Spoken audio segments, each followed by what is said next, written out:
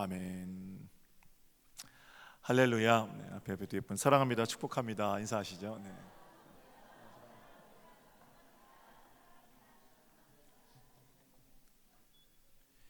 지난주에 우리는 서로 비방하지 말아라 라는 제목의 말씀을 함께 나눴습니다. 어떻습니까? 한 주간 그 사람 없는 데서 그 사람 얘기 안 하고 비방하지 않고 살아보니까 여러분 주변의 삶이 좀 변화시든가요? 설교는 그냥 듣고 고개 끄덕이고 마는 게 아닙니다. 좋은 예와 감동적인 얘기로 마음 꿈틀대다가 멈추는 것도 아닙니다. 내 손과 발을 움직여서 말씀이 선포된 대로 살아보려고 나서는 길이 구원받은 자들의 마땅한 삶의 길입니다. 몇 주 전에 금요일성회 때 제가 뭐라고 설교했냐면, 피를 나눈 형제와 우애 있게 지내십시오, 이런 설교를 했어요. 우리 청년 한 사람이 그 말씀을 듣고 집에 돌아갔는데 오빠하고 다툴 일이 생겼습니다. 다툴 일이 생긴 게 아니고 매일 오빠와 다투는 청년이었습니다. 옛날 같았으면 있는 대로 성질 내고 그냥 인간 취급 안 했을 겁니다. 그 청년 말이에요. 그러나 그날은 말씀이 생각나서 참게 되고, 참게 되니까 이해하게 되고, 이해하게 되니까 품게 되더랍니다. 각종 삶의 자리에서 말씀이 생각나는 것이 하나님께서 우리에게 주신 지혜의 은사입니다. 저는 오늘 선포되는 설교 말씀이 여러분의 한 주간의 삶에서 생각나는, 아니 생각나게 하시는 하나님의 어떤 선물로, 지혜의 은사로 충만하시기를 간절히 소망합니다. 자, 어떤 말씀을 선포할까 생각하다가 오늘도 우리 입에 대해서 함께 이야기를 나눌 겁니다. 잠언 15장 1절 다시 한번 볼게요. 한 목소리로 보겠습니다. 15장 1절 갑니다. 시작. 유순한 대답은 분노를 쉬게 하여도 과격한 말은 노를 격동하느니라. 분노를 멈추게 하는 말이 있고요, 그런가 하면 우리 마음 가운데 있는 노여움을 휘젓는 말이 있습니다. 여러분의 입에는 어떤 말씀들이 있으십니까? 2019년 여름이 시작되는 마당에 한국 사회는 각종 분노가 가득합니다. 일단 정치권은 개점 휴업 상태지요.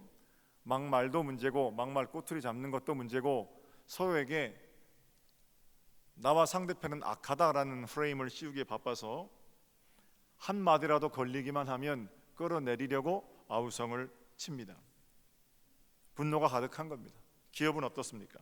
노사분규는 서로 입장을 조절하는 과정일 텐데 여기도 역시 분노 일색이고요.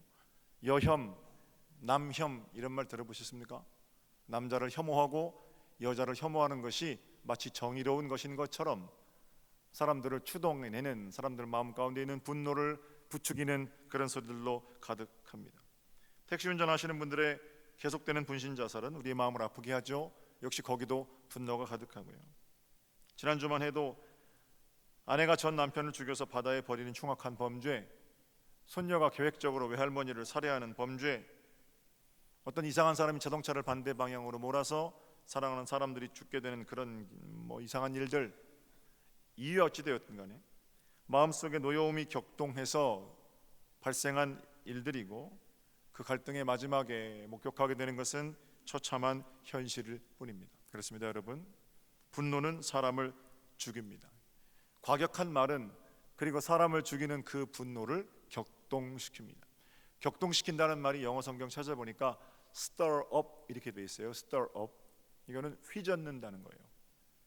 누구나 마음 가운데 분노, 원한, 슬픔 이런 것들을 가지고 삽니다. 그런 거 없는 사람 없어요. 그런데 유독 그 사람만 만나면 내가 마음 가운데 있는 서운함들을 있는 대로 휘저어서 나로 하여금 정상적인 판단을 하지 못하도록 하는 과격한 말을 하는 사람들이 있다라는 겁니다. 애써 마음 진정시켜 놨는데 그걸 휘저어 놓고 가는 인간들이 있습니다. 그리고 그렇게 노가 격동되면 사람은 중심을 잃게 되지요. 과격한 말이 그런 겁니다. 되게 이런 말들이라고 저는 생각해요. 너는 아무 문제가 없어. 사람들이 문제고 대한민국이 문제고 사람들이 만들어 놓은 세상이 문제지 기죽지 마. 얼핏 굉장히 좋은 말인 것 같지만 이런 자세가 그 사람의 인격이 되면 그 사람은 늘 어려움의 원인을 자기 안에서가 아니라 밖에서 찾게 됩니다. 그리고 나는 문제가 없고 상대방이 문제라는 그런 사고방식을 가지고 사는 동안에는 격동된 노를 잠재울 방법이 없습니다. 또 이런 말도 있습니다. 너 그런 대접을 받고도 가만히 있었니? 너 바보야? 이런 말들 어떤 말입니까? 기죽지 마. 좋은 말입니까? 아무리 그럴듯해 보여도 만약 이런 말들이 자기 성찰의 터널을 통과하지 않으면, 다시 말해서 자기는 쏙 빼고 남을 판단하고 비방하는 데에만 사용된다면 우리 사회는 싸움터가 됩니다. 격동하는 분노로 충만해지는 겁니다. 다른 게 지옥이 아니라 그게 지옥이지요. 서로가 서로를 향해 책임을 전가하고 아무도 책임지지 않으려고 하고 나와 만나는 상대방은 모두 다 악하고, 그러니까 나는 기죽지 말아야 하고 나는 한 번도 잘못했다고 하면 안 되고 그때부터는 지는 거고, 뭐 이런 세상 지옥이지요. 분노를 격동하게 하는 그런 과격한 말들이 있습니다. 예수님의 제자인 야고보와 요한, 그중에 야고보의 별명은 보아너게입니다. 보아너게라는 말은 우레의 아들이라는 뜻입니다. 왜 야고보가 이런 별명을 얻게 되었는가 하면, 예수님께서 변두리에서만 사시다가 제자들에게 자 이제 예루살렘으로 가자 그렇게 말씀하시죠. 제자들은 역시 우리 예수님이 이제 적들의 심장으로 진격해서 그 화려한 데 빌붙어 사는 민족의 반역자들을 처단하고 새 나라를 세우실 거다라는 기대를 가지고 있습니다. 급한 마음이었는데 마침 예수님께서도 예루살렘으로 가는 길을 돌아가는 일주일간의 길을 택하지 아니하시고 사마리아를 직접 통과하여 가는 빠른 길로 가자 이렇게 말씀하십니다. 보통 유대인들은 사마리아로 잘 지나가지 않습니다. 사마리아로 가는 길은 사마리아 사람들과 견원지간 잘 마주하기 싫은 그런 이유도 있겠고 위험하기도 하거든요. 예수님이 사마리아로 가자고 하시니까 제자들은 얼른 따라 나서게 되죠. 그런데 사마리아를 지나갈 때 빨리 예루살렘에 가야 되는데 예수님이 가는 길을 지나가지 못하게 막는 겁니다. 다른 마을에서는 이미 슈퍼스타가 된 예수를 영접하고 음식도 내어주고 고쳐달라고 사람들도 구름대처럼 모이고 그랬는데, 사마리아 사람들은 유태인들에 대한 그 감정이 좋지 않기 때문에 유태인이었던 예수 일행을 가로막고 영접하지도 않고 냉대하는 겁니다. 그때 야고보와 요한이 화가 나지요. 그래서 마음속에 분노가 일어납니다. 그리고는 그 분노를 예수님께 가지고 나옵니다. 선생님, 번개를 내립시다. 번개를 내려서 우리를 대접하지도 않고 우리를 무시하는 저 사마리아 사람들에게 본때를 좀 보여줍시다. 그것이 선생님의 가시는 길에 좋을 듯 싶습니다. 우리가 바보입니까? 방금 전에도 무리를 걷고 5천 명을 먹였는데 이렇게 예수님 마음에 분노의 불을 지피는 겁니다. 근데 우리 예수님이 어떤 분이세요? 그렇지, 내가 본래 그런 인간이 아니지, 이렇게 그들의 마음에 함께 분노의 온도가 올라가느냐? 아니죠. 주님은 오히려 돌아서서 그런 말을 하는 야고보와 요한을 꾸짖으셨습니다. 그리고 그때 얻게 된 야고보의 별명이 보아너게, 우레의 아들입니다. 우리 주님의 나라는 분노를 격동시키는 과격한 말의 나라가 아니기 때문입니다. 적폐를 청산하고 원수를 갚는 나라, 그런 나라가 주님의 나라가 아닙니다. 그렇다면 주님의 나라는 어떤 나라냐? 오늘 우리 주님께서 말씀하시는 분노를 멈추는 길이지요. 바로 유순한 대답입니다. 유순한 대답은 분노를 멈추게 합니다. 유순하다는 말이 영어 성경에 gentle answer 이렇게 돼 있고요. 히브리 말도 그냥 따뜻하고 부드러운 말, 유순한 말입니다. 70인역에서는 유순한 말을 순종하는 말 이렇게 번역하기도 했습니다. 부드러운 대답이 분노를 멈추게 한다. 단순히 이렇게 읽어도 좋을 것입니다. 이스라엘이 사울 왕이 세워지기 전에 사사들이 다스리던 시대가 있었습니다. 사사는 전쟁 영웅이에요. 첫 번째 사사 온니엘, 여자 사사 드보라, 이스라엘의 안중근 왼손잡이 에훗, 삼손, 이게 다 사사들입니다. 그 사사들이 대략 한 40년쯤 나라를 다스렸는데 그 전쟁 영웅 중에 사사 기드온이라는 자가 있습니다. 나중에 사사기 6장 7장 어간을 보시면 기드온이 참 부름받게 되는 장면도 재미있거든요. 사사기는. 자, 그런데 기드온이 그 유명한 300용사를 데리고 미디안 대군을 무찌릅니다. 처음에 하나님께서 기드온에게 허락하신 사람이 3만 명이에요. 지금 미디안 대군은 13만 5천 명입니다. 13만 5천 명을 어떻게 무찔러요? 3만 명이. 그런데 하나님께서 3만 명 많다 보내시고 그래서 결국 300명만 남아요. 영화 300 보셨죠? 기도원의 300용사, 그걸 이제 모토로 만들어진 거죠. 그런 비슷한 얘기들이 있으니까 어쨌든 300명의 용사가 남아서 미디안의 13만 5천을 기습해서 무찌르게 됩니다. 엄청난 승리입니다. 본래 이길 수 없는 승리인데 300명이 13만 5천 명을 무찌른 거예요. 그리고 나서 사사기 8장에 그 전쟁에 대한 이제 축하 잔치가 벌어집니다. 그 축하 잔치에 누가 나오냐? 에브라임 자손들이 나와요. 그래서 기드온에게 시비하는 겁니다. 뭐라고 시비하냐면, 아니 전쟁을 하는데 왜 우리를 안 부르고 그래? 정작 중요한 목숨을 걸고 전쟁할 땐 빠져있던 사람들이 전쟁이 이기고 나니까 왜 우리를 전쟁에 참여시키지 않았느냐? 이러면서 기드온에게 시비하는 겁니다. 말이 안 되는 거죠. 같은 민족이 목숨을 걸고 나가 싸울 때는 뭐 잠잠하다가 다 이기고 나니까 그제서야 와서 공신전을 달라니.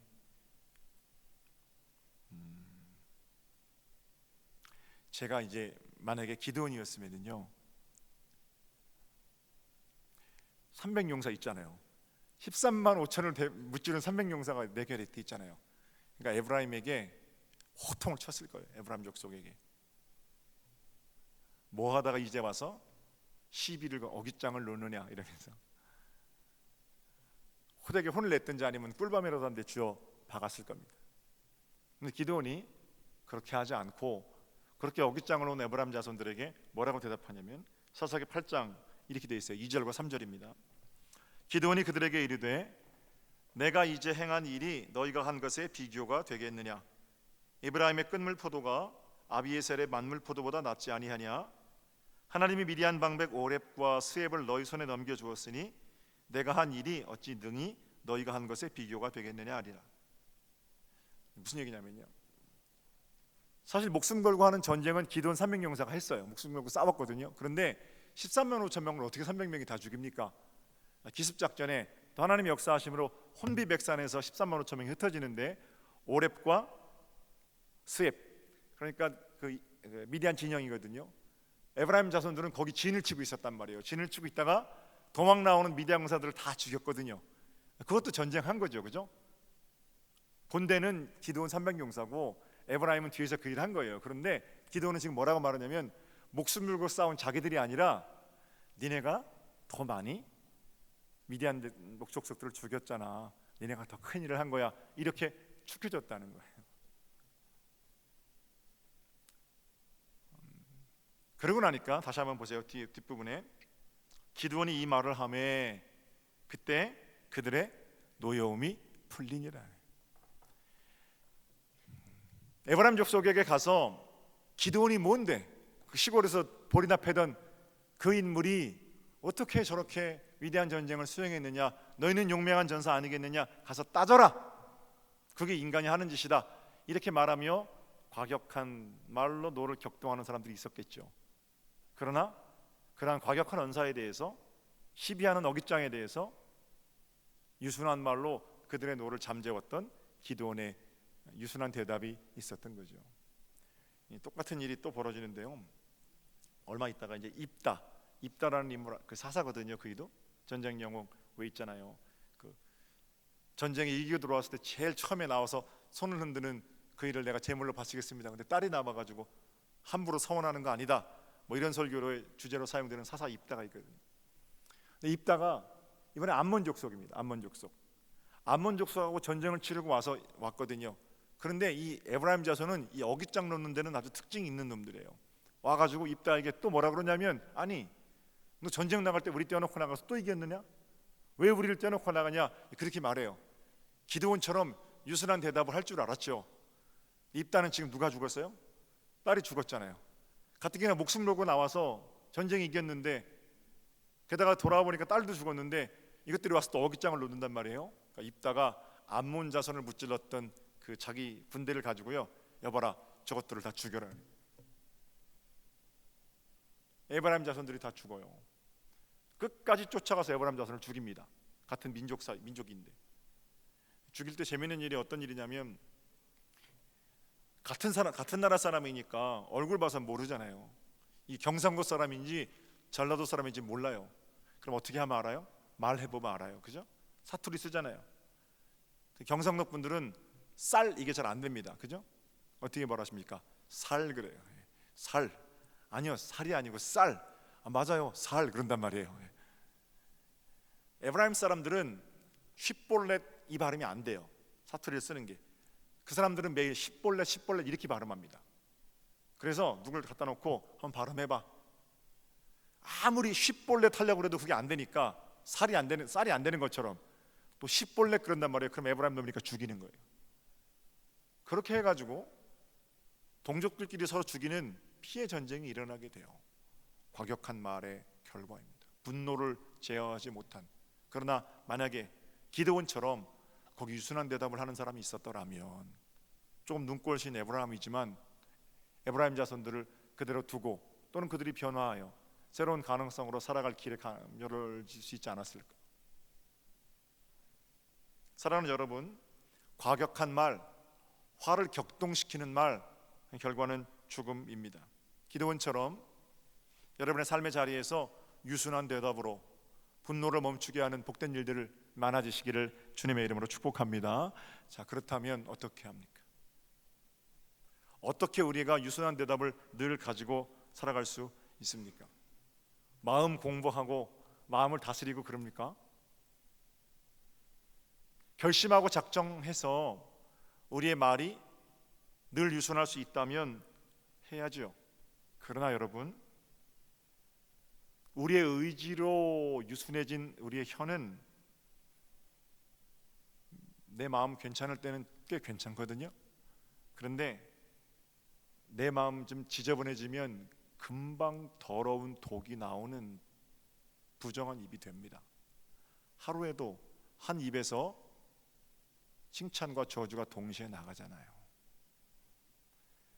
아무리 인격적인 사람이라고 해도, 또는 아무리 언어의 훈련이 잘 된 사람, 기술이 아니거든요. 이거는 유순한 대답은 잘 말하는 기술이 아니고요, 말 잘하는 기술이 아니고 잘 말하는 마음이에요. 공감할 수 있는 자가 유순한 대답을 할 수 있는 거예요. 100마디 말을 잘해서 그 사람에게 기술을 가르쳐줘도 그건 안 되는 거예요. 한마디 말 안 해도 공감하는 마음으로 눈물을 흘리며 곁에 서 있는 거, 그게 위로가 되는 거니까. 유순한 대답은 그러므로 늘 유순할 수 있느냐 하는 것은 우리의 마음이 변화되었느냐 변화되었지 못했느냐 하는 문제입니다. 사람은요, 받은 대로 갚아주고요, 내 앞에서 늘 큰 소리 하는 사람에게 내가 늘 유순하게 대답할 방법이 없어요. 아무리 노력해도. 요즘 아이들 하는 그 놀이 가운데, 예전에 저희는 당신의 이웃을 사랑하십니까? 국민은행 헐헐 뱅뱅 청바지 이런 거 하고 놀았는데, 요새 애들은 어떤 놀이가 있냐면 클레오파트라 이런 놀이가 있어요. 아세요? 둘이 딱 서가지고요, 이 사람이 먼저 얘기하는 겁니다. 안녕 클레오파트라, 세상에서 무슨 포테이토 칩 그러잖아요. 그 말을 듣고 나서 옆에 있는 애가 이거보다 더 크게 말하는 거예요. 조금 더. 또 크게 말하고 또 크게 말하고 서로 막 안녕 클레오파트라 막 그러거든요. 저게 뭐 하는 건가 TV에서 보니까 재밌어요. 그 얘기 누가 이기는 거냐면요, 목소리 큰 놈이 이기는 겁니다. 마지막에 쫙 크게 한 사람이. 그냥 재밌는 놀이 같지만 세상이 어떤가를 대변해 주는 거고, 세상은 그럽니다. 목소리 큰 사람이 이긴다고 얘기해요. 어쩌면 우리의 타락한 본성 그대로 대변하고 있는 건지도 몰라요. 상황이 이런데 늘 유순한 대답으로 대답하리라 결심한다고 우리가 유순한 대답을 가지고 살 수 있겠는가? 그렇지 않다라는 거예요. 가는 말이 고와야 오는 말이 곱죠. 그것도 교훈이죠, 그죠? 할아버지 할머니가 나들이를 떠났대요. 그런데 할머니가 너무 힘이 드니까 할아버지한테 영감 나 좀 업어줘 그랬대요.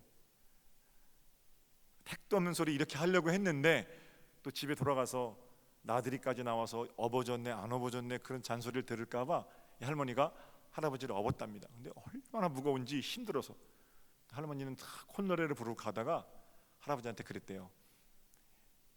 여보 내가 무겁지요? 그랬어요. 할아버지가 들으니까 무겁지요. 그래서 화가 나서 이렇게 대답했답니다. 그럼 무겁지.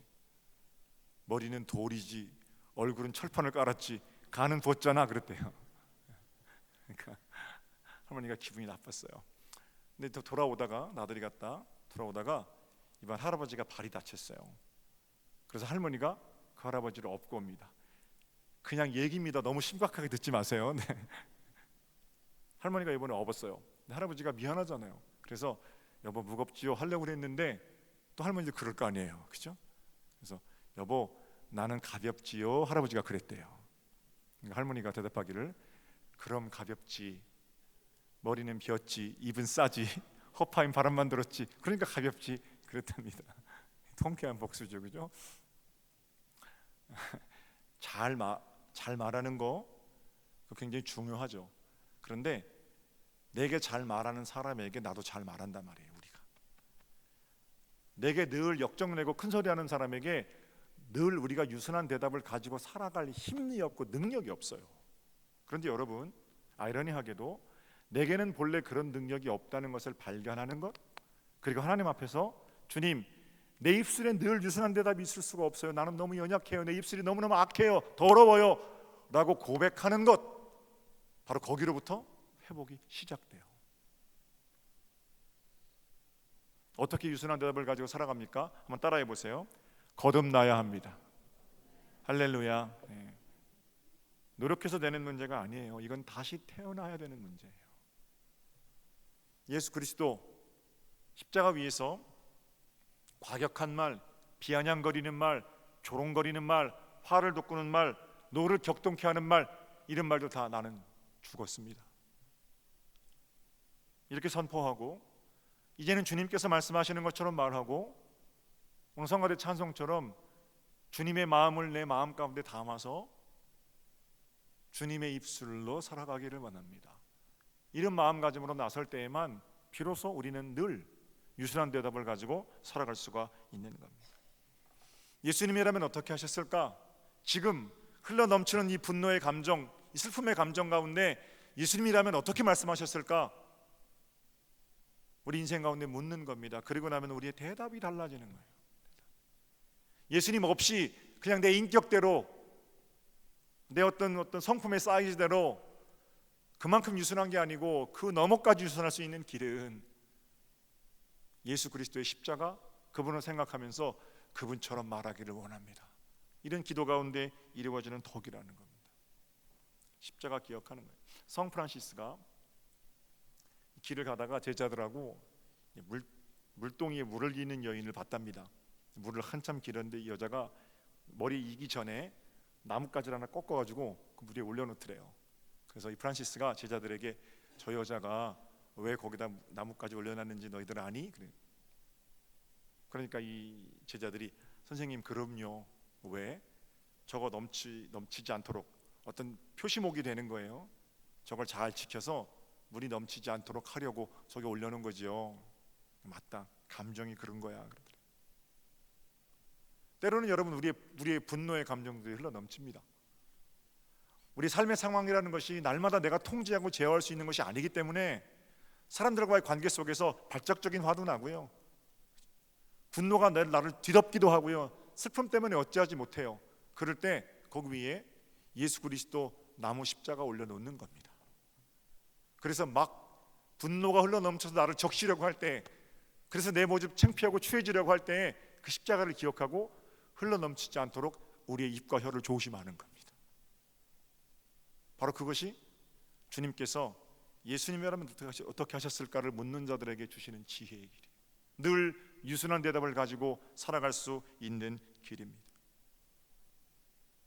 우리의 머리 위에서 분노가 찰랑거려요. 누가 나 건드려줬으면 좋겠어요. 아주 있는 대로 쏟아놓게. 이런 아주 답답한 마음으로 으르렁거리는 마음, 그런 마음을 가지고 왔을지라도 조금만 손해를 보아도 이 분노하는 마음 때문에 이미 우리의 옷이 다 젖었잖아요. 그 옷 새로 갈아입는다고 또다시 흘러넘치는 분노에 우리 옷이 안 젖겠습니까? 이제는 분노의 감정 위에 나무 십자가를 얹어 놔야죠. 그리고 이 젖어있는 옷 다 마르면 다시 옷 젖지 않도록 날마다 조심하며 십자가의 사람으로 그렇게 살아야죠. 오직 예수 그리스도의 십자가를 바라보고 나의 분노의 잔이 흘러넘치지 않도록 늘 우리의 입술에 파수꾼을 세워야, 그래야 진짜 그리스도인입니다. 현장에서 가늠하다 잡혀온 여인이 있었어요. 그 자리는 그야말로 분노가 하늘을 찌를 듯하는 자리입니다. 저마다 씩씩거리면서 돌을 들고, 저도 죄인이면서 거기 가운데 섰는 여자 돌로 죽이려고 하던 자리예요.